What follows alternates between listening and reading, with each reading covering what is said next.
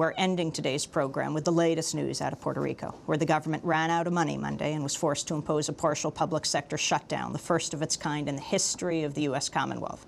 Puerto Rico's 1,600 state schools have been shut, leaving 500,000 students, 40,000 teachers with no classes, nearly 100,000 government workers have been temporarily left without jobs. The government is Puerto Rico's largest employer with some 200,000 workers. Puerto Rico has a $740 million budget shortfall because the legislature and Governor Luis Davila have been unable to agree on a spending plan since 2004. Differing sales tax proposals have been presented that would allow the government to secure a line of credit to pay salaries through June 30th, the end of the fiscal year.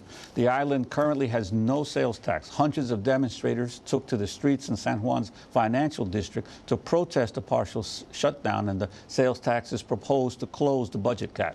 Protesters shattered the windows of 2 local banks and a shipping company's office and painted graffiti calling for a revolution against taxes. We go now to Puerto Rico to speak with political commentator and analyst Luis Davila Colon. He has written more than a dozen books about the island's political status, and he writes a weekly column in the second largest daily El Vocero. His radio show, En la Miralla, is the #1 radio show in Puerto Rico. He joins us on the line from Fajardo. Welcome to Democracy Now! Good morning, Amy and Juan. So, Luis, what's the latest on the shutdown, and could you give us a quick sense of what is the reason why this stalemate has developed in the government? Well, the reason is basically politics, but the real reason is we spent more, the government spent more than what it receives in taxes. And they have been going on a spending spree, basically in a hefty payroll, which sustains almost 300,000 employees, and that's the essence of the question. Both major parties control, one controls the House of Representatives, the other controls the executive, and they're politicking about it.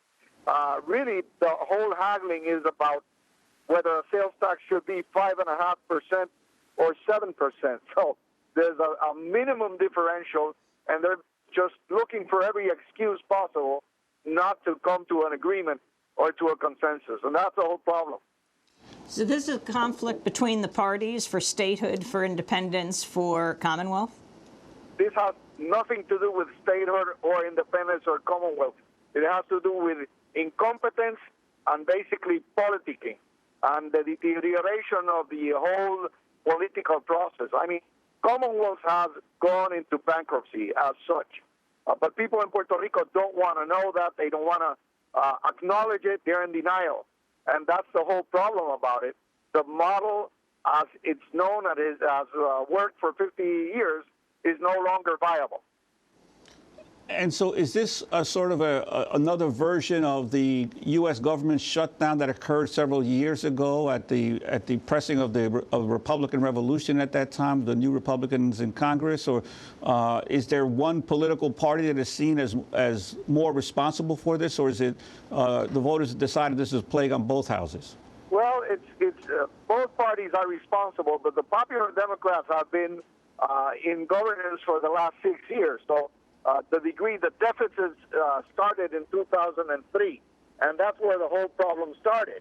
And they started solving deficits with more and more lending, and that's part of the problem. You can't solve your deficits unless you cut your expenses. And politicians being politicians, they don't want to fire people, they don't want to cut expenses, and that's the essence.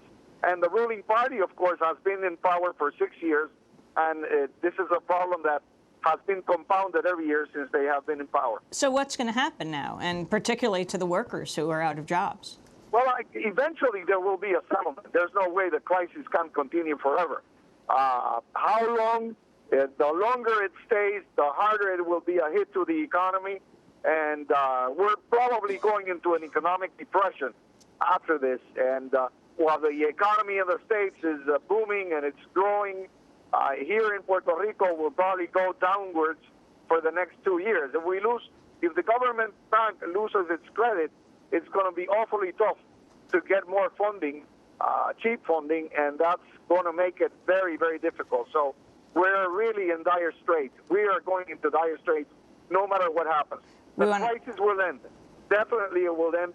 How long? It's up to the politicians. Well, Luis Davila Colon, we want to thank you very much for being with us, leading political commentator and analyst in Puerto Rico. His radio